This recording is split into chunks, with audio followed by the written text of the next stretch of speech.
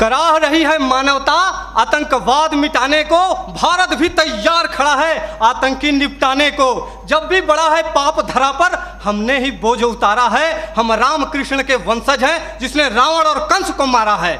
आदरणीय सभापति महोदय, निर्णायक मंडल एवं बहादुर साथियों, मैं राइफलमैन मृत्युंजय श्रीवास्तव असम राइफल्स का प्रतिनिधित्व विषय के विपक्ष में करने जा रहा हूं।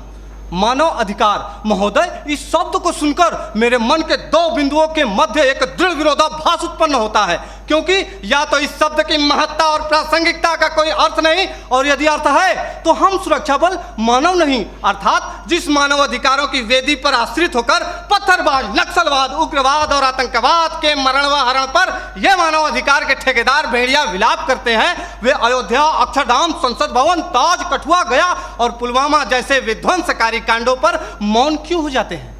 महोदय, प्रशिक्षण काल से ही हमें एक गोली एक दुश्मन, जिसकी पहल उसकी जीत जैसे प्रेरणादायक पंक्ति स्वरूप गुरु मंत्र दिए जाते हैं, परंतु वास्तविकता तो यह है कि मानव अधिकारों के अनुपालन की जंजीरों में जकड़े हम सुरक्षा बल एक आईडी कई जवान, दुश्मन की पहल सैनिक की शहादत जैसे ज्वलंत उदाहरणों का निर्मम साक्षात्कार करते हैं।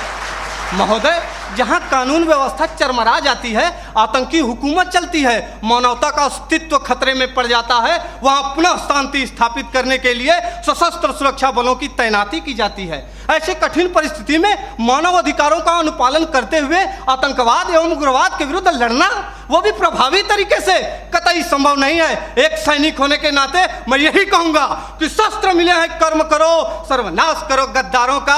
आज मानवता है खतरे में, तो क्या करोगे मानव अधिकारों का? महोदय, मानव अधिकारों के अनुपालन का ही नतीजा है कि पश्चिम बंगाल के एक छोटे से गांव नक्सलवाड़ी से शुरू हुआ नक्सलवाद हमारे देश के 240 जिलों में फैल चुका था, लेकिन जब सुरक्षा बलों ने उनके खिलाफ कठोर और दंडात्मक कार्रवाई की तो यह सिर्फ 90 जिलों में सिमट कर रह गया है। महोदय, सुरक्षा बलों को मानव अधिकारों का पाठ पढ़ाने वाले मैं अपने विपक्षी साथियों से पूछना चाहता हूं कि कश्मीर में जो कारगिल युद्ध के बाद पाकिस्तान के लवारिस सैनिकों के शवों को उनके धर्म के अनुसार दफनाया, वो है हमारे सुरक्षा बल, जिन्होंने इसी वर्ष 11 जुलाई को पाक अधिकृत कश्मीर से बहकर आए मासूम बच्चे के शव को प्रोटोकॉल तोड़कर पाकिस्तानी सेना को लौटाया, वो है हमारे सुरक्षा बल, जो कश्मीर के स्कूली बच्चों को दुश्मन की गोलियों से बचाने के लिए बुलेट प्रूफ जैकेट बन जाते हैं और अपने परिवार, अपने समाज, अपने देश के प्रति समर्पण का भार लिए हुए भी जो इस देश में शांति और अमन कायम करते हैं, वो है भारतीय सुरक्षा बल। मेरे साथियों, हम सैनिक भी इंसान हैं, हम भी मानव अधिकारों का सम्मान करते हैं, लेकिन राष्ट्र की सुरक्षा के साथ समझौता नहीं कर सकते। महोदय, केंद्रीय गृह मंत्रालय द्वारा संसद में पेश आंकड़ों के मुताबिक वर्ष 2014 में जहां 222 आतंकी हमले हुए, वहीं 2018 में इनकी तादाद बढ़कर 614 हो गई। 2014 में 47 सुरक्षा बलों के जवानों की शहादत हुई तो 2017 में 80 और 2018 में 91 जवान शहीद हुए। हमारे देश में 1993 से लेकर अब तक लगभग 8390 आतंकवादी और उग्रवादी हमले हो चुके हैं। महोदय, पूरा देश जानता है कि ईद की छुट्टी के लिए जा रहे सेना के जवान औरंगजेब को आतंकियों ने अपहरण कर निर्दयतापूर्वक हत्या कर दी, तब तो किसी ने भी औरंगजेब के मानव अधिकारों के लिए आवाज नहीं उठाई। वही खुखार आतंकवादी अफजल गुरु को कानूनी प्रक्रिया के तहत फांसी की सजा दी गई, फिर भी हमारे देश के प्रतिष्ठित शिक्षण संस्थानों में राष्ट्र विरोधी नारे लगाए जाते हैं।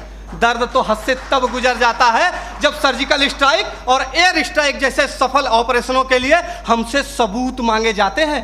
हमारे धार्मिक ग्रंथों में कहा गया है कि सीता हरण किया रावण ने, मानवता को ललकारा था, श्री राम प्रभु ने रावण को लंका में घुसकर मारा था। हम उन्हीं राम के अनुयायी, सम्रानर हार नहीं सकते, जो रच रहे षड्यंत्र उन्हें क्या घुसकर मार नहीं सकते?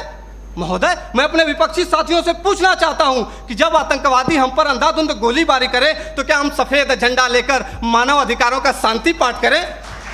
आतंकियों को पनाह देने वाले स्थानीय लोग हम पर गाली गोली और पत्थर बरसाते रहे और हम उन्हें प्यार बांटते रहे? नहीं महोदय, नहीं। प्यार और सम्मान तो वहां बांटना चाहिए जहां से वापसी की उम्मीद हो।